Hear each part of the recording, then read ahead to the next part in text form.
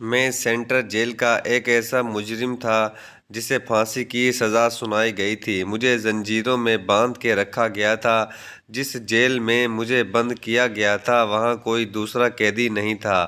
کوئی بھی قیدی میرے ساتھ میری جیل میں رہنے کو تیار نہیں تھا کیونکہ میں ایک خطرناک مجرم تھا۔ اس وقت میرے بال کندھوں تک بکھرے ہوئے تھے، میری مونچھیں کافی بڑی ہوئی تھیں، شیو بھی کافی بڑھ چکی تھی۔ پھر ہر وقت غصے کی وجہ سے میری آنکھیں سرخ رہتی تھیں۔ میرا قد 6 فٹ سے بھی اونچا تھا اور صحت قابل رشک تھی۔ مجھ میں اتنی طاقت تھی کہ میں 4 مردوں کو ایک وقت میں مار سکتا تھا، ان کی جان لے سکتا تھا۔ مجھ سے جیل کے قیدی تو قیدی جیلر تک ڈرتے تھے۔ مجھے پتہ تھا کہ 1 مہینے بعد میں پھانسی کے تختے پر لٹکا دیا جاؤں گا، لیکن میں نہیں جانتا تھا کہ اس سے پہلے میرے ساتھ ایسا ہی واقعہ پیش آ سکتا ہے۔ سردیوں کی راتیں تھیں لیکن میرے اندر تو گویا آگ دوڑ رہی تھی۔ اس خود کو جما دینے والی سردی میں بھی میں موسم سے بے نیاز اپنی قیدی وردی کی قمیض اتارے اپنی جیل میں چکر پہ چکر کاٹ رہا تھا۔ ابھی کچھ دیر پہلے جو بات مجھے انسپکٹر صاحب نے کہی تھی، میرا دماغ اس بات کو قبول ہی نہیں کر رہا تھا۔ مجھے لگ رہا تھا کہ جو میں نے سنا وہ غلط ہے۔ پھر ایسی فرمائش کیسے کوئی کر سکتا ہے، اور وہ بھی ایک مجرم کے ساتھ؟ شاید اس عورت کا دماغ خراب ہو گیا ہے۔ میں نے کبھی اس عورت کو دیکھا تھا، نہ میں جانتا تھا کہ وہ کون ہے اور کیوں میرے ساتھ ہی ایسا کرنا چاہتی ہے۔ میں جس قدر اس بارے میں سوچ رہا تھا اتنا ہی الجھا جا رہا تھا۔ مسلسل کئی گھنٹے سے میں اپنی چھوٹی سی جیل کے اندر بے چینی سے چکر پہ چکر کاٹ رہا تھا۔ اس سرد موسم میں، جما دینے والی سردی میں، بنا قمیض پہنے میں پسینے سے شرابور تھا اور میرا دماغ یوں تھا کہ کام کرنا بند کر چکا تھا۔ حالانکہ مجھے میرے گروہ میں ماسٹر مائنڈ کہا جاتا تھا کیونکہ میں ایسے لوگوں کو قتل کرتا تھا کہ قتل ہونے والے کو خبر ہوتی تھی اور نہ ہی کوئی مجھے پکڑ سکتا تھا۔ میں اپنے پیچھے اپنا کوئی بھی سراغ نہیں چھوڑتا تھا۔ یہ تو میں نے خود اپنے آپ کو پولیس کے حوالے کیا تھا، ورنہ اب تک شہر میں دندناتا پھر رہا ہوتا۔ یہ پولیس میرا کچھ بھی بگاڑ نہیں سکتی تھی، میرا دماغ کمپیوٹر کی طرح چلتا تھا۔ لیکن جو بات میں کچھ دیر پہلے انسپکٹر سے سن کر آ رہا تھا اس نے میری عقل کو حیران کر دیا تھا۔ میں یہی سوچ رہا تھا کہ آخر ایسا کیوں ہے، وہ لڑکی یا عورت جو بھی ہے ایسا کیوں چاہتی ہے۔ میں اپنی سوچوں میں گم تھا جب جیلر نے ڈنڈے سے میری جیل کی سلاخوں پر دستک دی۔ میں نے چونک کر دیکھا تو وہ کہنے لگا، انسپکٹر صاحب کہہ رہے ہیں کہ تم نے کیا سوچا ہے؟ میں پہلے ہی پریشان تھا، اس جیلر کی بات پر میرا لہجہ ذرا سخت ہوا تھا۔ میں نے کہا، ایک بار میں اس لڑکی سے ملنا چاہتا ہوں۔ میں جاننا چاہتا ہوں کہ آخر وہ لڑکی مجھ سے ہی ایسا کام کیوں کروانا چاہتی ہے۔ جیلر نے مجھے دیکھا، پھر اپنی جیب سے ایک سگریٹ نکال کے میری طرف بڑھائی۔ سگریٹ کا میں پہلے سے عادی تھا، اسی لیے میں نے سگریٹ لی اور منہ میں دبا لی۔ اس جیلر نے لائٹر سے میری سگریٹ جلائی اور ایک سگریٹ اور جلا کر اپنے منہ میں رکھ لی۔ کہنے لگا، مرنے سے پہلے تجھے یہ بڑا حسین موقع مل رہا ہے، کم بخت کیوں بحث میں گنوانا چاہتے ہو؟ وہ کون ہے کون نہیں؟ ارے عیش کرو، نیکی کا کام ہے، نیکی کی نیکی اور عیش کے عیش۔ اس کی بات سن کر مجھے بہت غصہ آیا تھا۔ میں نے وہ جلتا سگریٹ کھینچ کے اس جیلر کے منہ پر مارا تھا۔ وہ گھبرا کر پیچھے ہٹا تھا، اس کے پیچھے ہٹنے سے وہ سگریٹ زمین پر جا کر گرا۔ جیلر غصے سے مجھے دیکھنے لگا، کہنے لگا، یہ کیا بدتمیزی ہے؟ میں ویسے بھی کسی سے نہ ڈرتا تھا اور بے خوف قسم کا انسان تھا۔ میں نے کہا کہ دیکھو، بے شک میں قاتل ہوں، مجھے پھانسی کی سزا ہو چکی ہے، مجھے پتہ ہے کہ میں مرنے والا ہوں، لیکن مجھے موت کا خوف نہیں ہے۔ خوف تو میں نے ویسے بھی بہت پیچھے چھوڑ دیا تھا، لیکن یہ بھی سچ ہے کہ میں نے آج تک کبھی کسی عورت کو بری نظر سے نہیں دیکھا۔ میں نے اس جیلر سے غصے سے کہا، اگر میرے سامنے تم نے کبھی بھی عورت کے بارے میں ایسی بکواس کی تو میں مرنے سے پہلے ایک قتل تمہارا کر دوں گا۔ جس غضبناک لہجے سے میں نے اس جیلر سے یہ کہا تھا، وہ جیلر بری طرح سے گھبرا گیا تھا، فوراً وہاں سے رفو چکر ہو گیا۔ میں نے جیل کا ایک کونا سنبھال لیا۔ نیند بھی آ رہی تھی، لیکن صبح مجھے اس انسپکٹر کو جواب دینا تھا۔ میں سوچ چکا تھا کہ میں اس بات سے انکار کر دوں گا، لیکن مجھے اس عورت کی عقل پر حیرت تھی، اسی لیے ایک بار اس سے ملنا چاہتا تھا۔ اس سے بات کرنا چاہتا تھا کہ وہ ایسا کیوں چاہتی ہے، لیکن یہ بھی میں سوچ چکا تھا کہ میں اس بات سے انکار کر دوں گا، یہ کام میں نہیں کر سکتا۔ اگلے روز جب اسی پولیس انسپکٹر نے مجھے اپنے پاس بلایا تو 2 پولیس اہلکار کے ساتھ میں انسپکٹر کے آفس میں گیا۔ وہ سامنے کرسی پر بیٹھا تھا، کافی پریشان تھا۔ مجھے دیکھ کر پوچھنے لگا کہ کیا سوچا تم نے؟ میں نے کہا، مجھے اس لڑکی سے ملاقات کرنی ہے، اس سے کچھ پوچھنا چاہتا ہوں، پھر ہی اپنا فیصلہ بتاؤں گا۔ یہ سن کر انسپکٹر غصے سے مجھے گھورنے لگا، کہنے لگا کہ فیصلہ تو ہو چکا ہے، جو میں نے کہا ہے تمہیں وہ ہر حال میں کرنا پڑے گا۔ پوری زندگی تم نے گناہوں میں گزار دی ہے، مرنے سے پہلے ایک ثواب کا کام کر جاؤ۔ میں نے کہا کہ میں نے آج تک کسی کے فیصلے پہ سر نہیں جھکایا، اور یہ آپ بھی اچھے طریقے سے جانتے ہیں۔ اگر آج میں اس جیل میں موجود ہوں تو یہ بھی میرا اپنا فیصلہ تھا، اسی لیے فیصلہ میں اس وقت کروں گا جب اس لڑکی سے ملاقات کروں گا، اس سے پوچھوں گا کہ آخر وہ میرے ساتھ ہی ایسا کیوں کرنا چاہتی ہے۔ جانتا ہوں کہ وہ ایک ایسے مجرم کے ساتھ جس نے نہ جانے کتنے قتل کیے ہیں اور ایک ماہ بعد پھانسی کی سزا سن چکا ہے، اس کے ساتھ ہی کیوں یہ کام کرنا چاہتی ہے۔ میں یہ بھی نہیں سوچ سکتا تھا کہ یہ پولیس والوں کی ایک چال ہے، یہ وہ مجھ سے کوئی راز اگلوانا چاہتے ہیں، کیونکہ میں نے اپنے ہر جرم کا اعتراف کر چکا تھا، سزا بھی سن چکا تھا۔ سامنے بیٹھے انسپکٹر نے کہا کہ ٹھیک ہے، میں تمہاری اس لڑکی سے ملاقات کروا دیتا ہوں، لیکن تمہارے پاس انکار کی کوئی گنجائش نہیں ہے۔ یہ کہنے کے بعد اس نے دونوں اہلکاروں سے کہا کہ مجھے واپس جیل میں بند کر دے، جب تک میں اس لڑکی یا عورت سے مل نہ لیتا۔ میری بے چینی یوں ہی برقرار رہنی تھی۔ چند گھنٹے کے انتظار کے بعد 2 لیڈیز کانسٹیبل کے ساتھ ایک لڑکی میری جیل میں آئی تھی۔ اس لڑکی کو دیکھ کر میں اپنی آنکھیں چھپکنا بھول گیا تھا۔ وہ بے حد حسین اور کم عمر لڑکی تھی، یہی کوئی 23-24 سال کی تھی۔ اسے دیکھ کر تو میرے اندر اور بھی بہت سے سوالات اٹھنے لگے تھے۔ یہ کم عمر نازک سی لڑکی کیسے میرے جنون کو اپنے وجود پر سہ سکتی ہے؟ مجھے اس لڑکی کی عقل پر شبہ ہونے لگا تھا۔ مجھے دیکھ کر تو مجرم تک ڈر جاتے تھے، اور وہ لڑکی میرے ساتھ حلالہ کرنا چاہتی تھی۔ 1 مہینہ میری سنگت میں رہنا چاہتی تھی۔ میں نے آج تک شادی اسی لیے نہیں کی تھی کہ میں جانتا تھا کہ کوئی بھی عورت میرے جنون کو سہ نہیں پائے گی۔ وہ لڑکی شاید بہت رو کر آئی تھی، کیونکہ اس کی آنکھیں بھیگی ہوئی تھیں۔ وہ میری جیل کے اندر داخل ہو گئی۔ وہ دونوں پولیس کانسٹیبل بھی اندر آنے لگے تو میں نے انہیں منع کر دیا۔ میں نے کہا، مجھے اس لڑکی سے اکیلے میں بات کرنی ہے، تم لوگ بے شک جیل کو تالا لگا کر چلی جاؤ۔ وہ دونوں وہاں سے چلی گئی۔ جیل کے اندر رکھی کرسی پر وہ بیٹھ گئی، لیکن وہ نظریں جھکائے بیٹھی تھی۔ اب تک اس نے میری طرف دیکھا نہیں تھا۔ میں نے اسے غصے سے پکارا۔ میں نے کہا، تم مجھ سے حلالہ کیوں کرنا چاہتی ہو؟ میرے سوال پر وہ یوں ہی گم سم بیٹھی رہی۔ میں اس کے پاس آ گیا۔ میں نے کہا، کچھ پوچھا ہے میں نے تم سے؟ مجھ سے حلالہ کیوں کروانا چاہتی ہو؟ کہنے لگی، آپ کو اعتراض کس بات سے ہے؟ میں نے کہا، تم میرے بارے میں شاید ٹھیک سے جانتی نہیں ہو۔ وہ کہنے لگی، میں سب جانتی ہوں۔ میں نے کہا، میں تمہارے ساتھ حلالہ نہیں کر سکتا۔ میری بات سن کر برجستہ اس نے میری جانب دیکھا تھا۔ کہنے لگی، وہ کیوں؟ اس کے اس سوال پر میں نے کہا، کیوں بھری جوانی میں مرنا چاہتی ہو؟ میرے جنون کو تم سہ نہیں سکتی۔ میری بات سن کر ایک دم اس کا چہرہ پھیکا سا پڑ گیا تھا، لیکن پھر بھی یہی کہہ رہی تھی کہ وہ مجھ سے شادی کرنا چاہتی ہے۔ میں نے کہا، سوچ لو۔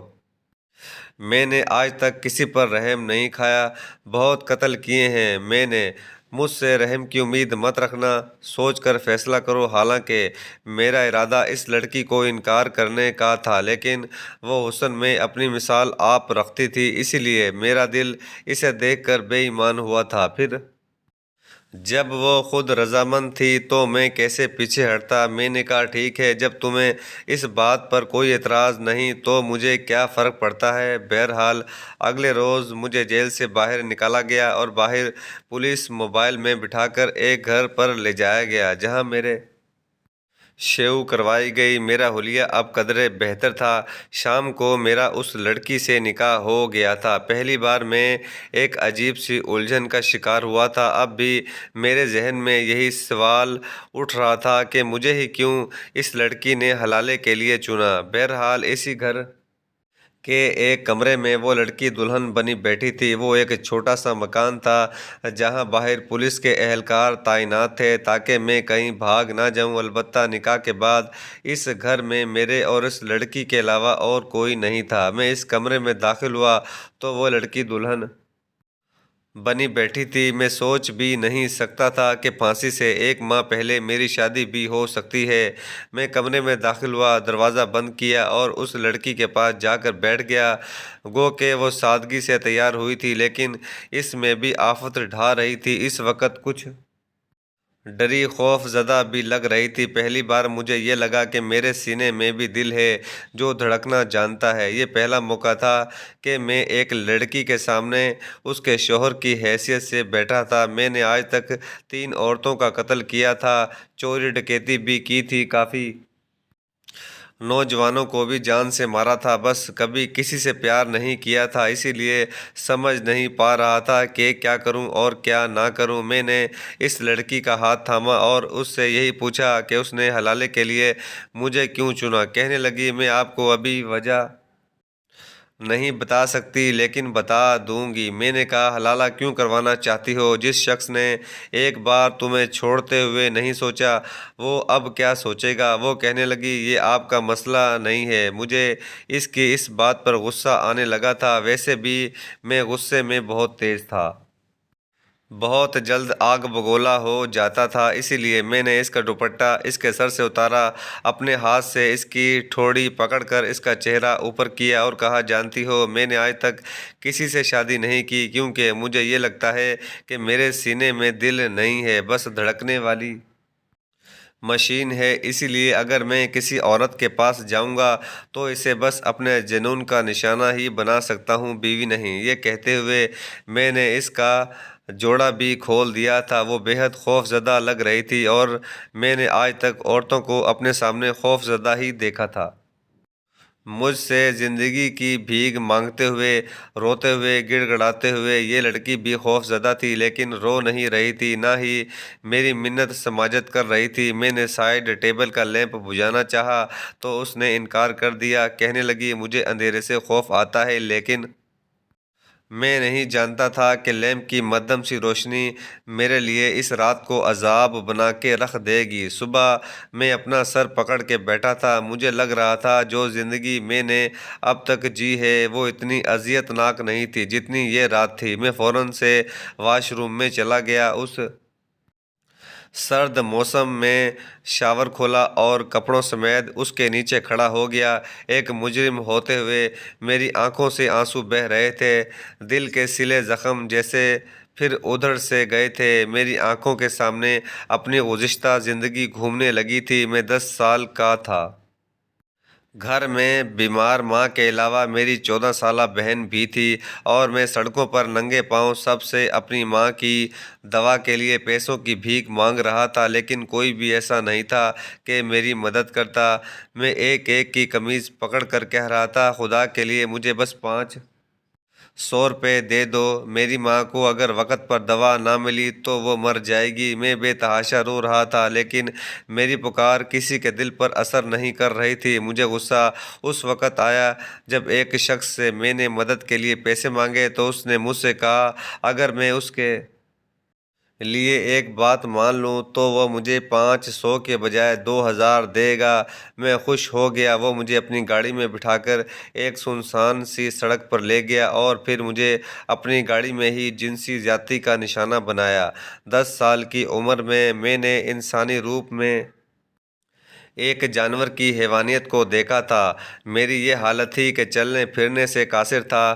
اس نے مجھے 2000 روپے دیے اور کہنے لگا، اور پیسے چاہیے ہوں تو مجھے آج جہاں ملے ہو وہیں دوبارہ مل جانا۔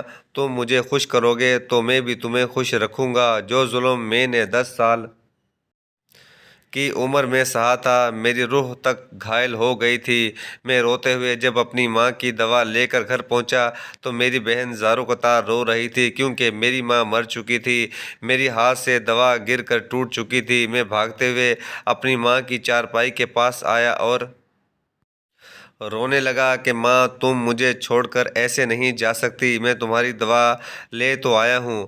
اماں اماں اٹھو نا۔ لیکن میری ماں مر چکی تھی۔ میں اور میری بہن بے سہارا ہو چکے تھے، اسی لیے ہم نے سڑکوں پر بھیک مانگنی شروع کر دی۔ لیکن ایک بار ایک نوجوان میری بہن کے ساتھ واہیات حرکتیں کرنے لگا۔ مجھے اس پر غصہ آنے لگا۔ میں نے کہا، میری بہن کو ہاتھ مت لگاؤ ورنہ میں تمہیں چھوڑوں گا نہیں۔ وہ مجھ پر ہنسنے لگا، کہنے لگا، تو میرا کیا بگاڑ لے گا؟ میں تیرے سامنے آج تیری بہن کو بے حجاب کر دوں گا۔ وہ گلی اس وقت سنسان تھی۔ ہم دونوں بہن بھائی گلی کے گھروں میں دروازے کھٹ کھٹا کر بھیک مانگ رہے تھے۔ جب ایک شخص نے گھر کا دروازہ کھولا، ہم دونوں کو دیکھ کر میری بہن کا ہاتھ پکڑ کر گھر کے اندر کھینچنے لگا۔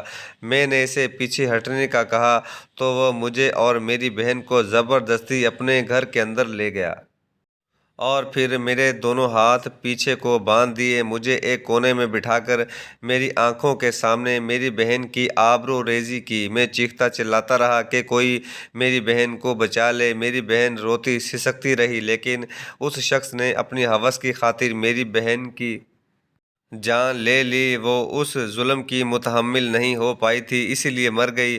میں مسلسل غصے اور نفرت سے اپنے ہاتھوں پر پوری قوت لگا رہا تھا کہ میرے ہاتھ کھل جائیں اور میں اس شخص کو جان سے مار ڈالوں۔ مسلسل کوشش سے میرے ہاتھ کھل گئے۔ وہ شخص میری بہن کے مردہ وجود کو دیکھ کر پریشان تھا، اسی لیے اس کا دھیان میری جانب نہیں تھا۔ میں نے اس کمرے میں رکھا گلدان پکڑا اور اس کے سر پر مارنا شروع کر دیا۔ میں اس کے سر پر اتنے وار کیے کہ وہ شخص لہو لہان ہو کر مر گیا، لیکن میرا غصہ ختم نہیں ہو رہا تھا۔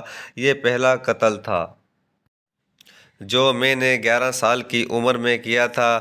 میری ماں اور بہن مر چکی تھی۔ میں آخری بار اس وقت رویا تھا جب اپنی بہن کو دفنایا تھا۔ اس کے بعد میں نے لوگوں کے سامنے ہاتھ پھیلا کر مانگنے کے بجائے چھین کر بھاگنا شروع کر دیا۔ میں لوگوں کے بٹوے چوری کرنے لگا۔ جیسے جیسے وقت گزرتا گیا، میری ہاتھوں میں صفائی آنے لگی۔ میں کسی کے برابر سے گزرتا اور اس کی جیب کو خالی کر دیتا تھا۔ میرا اٹھنا بیٹھنا بھی ایسے ہی لوگوں میں ہونے لگا تھا۔ دوسرا قتل میں نے 18 سال کی عمر میں موٹر سائیکل والے سے موبائل چھینتے ہوئے کیا۔ وہ مجھے اپنا موبائل نہیں دے رہا تھا، حالانکہ میرے ساتھی دوست نے کہا تھا کہ پسٹل سے صرف ڈرانا ہے، لیکن مجھے اس شخص پر غصہ آنے لگا، اسی لیے میں نے اسے مار ڈالا۔ اس وقت قتل کرنے پر مجھے بڑا خوف آیا تھا کیونکہ اس شخص کا کوئی قصور نہیں تھا۔ لیکن جب میرے گروہ کے باس کو پتہ چلا کہ میں غصے میں بے قابو ہو کر کچھ بھی کر سکتا ہوں تو وہ مجھے ایک شخص کے پاس لے گیا جو مجھے قتل کرنے کے لاکھوں روپے دینے کو تیار تھا۔ میں یہ کام کرنے لگا۔ میرا دماغ اس قدر تیز تھا کہ میں قتل کرنے کے بعد کوئی بھی ثبوت نہیں چھوڑتا تھا، لیکن آخری قتل نے میرے اندر سوئے ہوئے ضمیر کو جھنجھوڑ کے رکھ دیا۔ مجھے جس شخص کا قتل کرنے کو کہا وہ شخص اپنا گھر بیچنے کو تیار نہیں تھا اور میرے مالک کو اس کا گھر چاہیے تھا کیونکہ اس زمین کی مالیت بہت بڑھ چکی تھی اور میرے مالک نے وہاں پلازہ بنانا تھا، لیکن اس شخص کا گھر پلازہ بننے میں رکاوٹ بن رہا تھا۔ میرے مالک نے اس شخص کو اس کے گھر کی بہت کم قیمت لگائی تھی، جس پر اس نے گھر بیچنے سے انکار کر دیا تھا۔ میرے مالک نے کہا کہ اسے مار ڈالو، تمہیں 5 لاکھ دوں گا۔ میں نے حامی بھر لی۔ جب اس شخص کے گھر گیا اور اس شخص پر بندوق تانی تو اس شخص کا 10 سالہ بچہ اور بیوی رونے لگے، کہنے لگے یہ گھر ہمارا سہارا ہے، ہم روز کی کما کر کھانے والے ہیں، خدا کے لیے ہمیں چھوڑ دو۔ نہ جانے کیوں لیکن میں انہیں مار نہیں سکا۔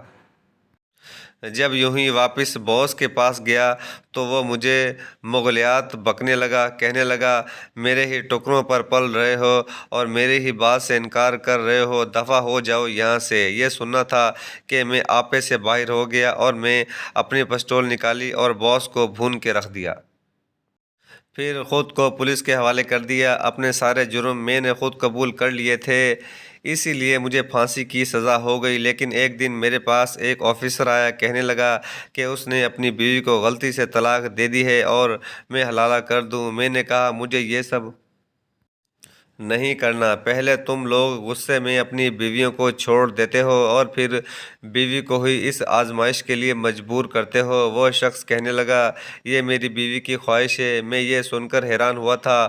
وہ پولیس آفیسر 40 کے لگ بھگ تھا، مجھے لگا بیوی بھی 35-40 کے لگ بھگ ہی ہوگی، لیکن وہ 23-24 سال کی خوبصورت سی لڑکی تھی۔ رات کو جب میں اس کے قریب ہونے لگا تو اس کے بازو پر گہرے زخم کے نشان کو دیکھ کر مجھے جھٹکا سا لگا تھا۔ میں نے پوچھا یہ کیا ہے تو کہنے لگی محبت۔ یہ کہتے ہوئے اس کی آواز میں بے بسی اور نمی تھی۔ کہنے لگی تم جس جنون سے مجھے ڈرا رہے تھے میں روز اس جنون کا نشانہ بنتی ہوں۔ یہ آفیسر انسانی روپ میں بھیڑیا ہے، اسے عورت کی سسکیاں پسند ہیں، اسی لیے جلتے ہوئے سگریٹ سے میرے وجود کو داغدار کر کے کہتا ہے یہ میری محبت ہے، اسی لیے تمہیں سہنا پڑے گی۔ اس لڑکی کی اذیت کو دیکھ کر مجھے اپنے ساتھ کی گئی زیادتی یاد آئی تھی جو 10 سال کی عمر میں مجھ پر کی گئی تھی۔ میں اس کی تکلیف کو سمجھ سکتا تھا۔ میں نے اسے اس رات کچھ نہیں کہا۔ اس کی گردن کے پاس دانتوں کے نشان سے گہرا زخم تھا جس سے خون رس رہا تھا۔ کہنے لگی اس کی بات سے انکار کرنے پر اس نے مجھے غصے سے طلاق دی تھی، پھر کہنے لگا حلالہ کرواؤں گا۔ میں نے انکار کیا تو اس نے میری گردن کا یہ حال کر دیا۔ کہنے لگا تمہیں اب میں ایک ایسے مجرم کے سامنے ڈالوں گا جس سے ہمارا پولیس اسٹاف بھی ڈرتا ہے، اس سے تمہارا حلالہ کرواؤں گا، تمہیں پتہ چلے گا جنون کیا ہوتا ہے۔ اگر تم نے انکار کیا تو دیکھو پھر کیا کرتا ہے تمہارے ساتھ۔ صبح ہوتے ہی وہ انسپکٹر گھر میں داخل ہوا، کہنے لگا حلالہ تو ٹھیک سے کیا ہے نا؟ طبیعت حشاش بشاش ہو گئی ہوگی۔